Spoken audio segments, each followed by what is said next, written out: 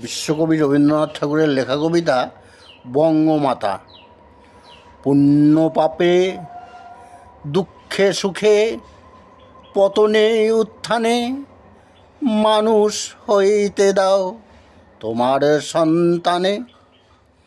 হে স্নার্থ বঙ্গভূমি, তব গৃহ করে চির শিশু করে আর রাখিও না ধরে। দেশে দেশান্তর মাঝে যার যেথায় স্থান, খুঁজিয়া লইতে দাও করিয়া সন্ধান। পদে পদে ছোট ছোট নিশিদের ডোরে বেঁধে বেঁধে রাখিও না ভালো ছেলে করে।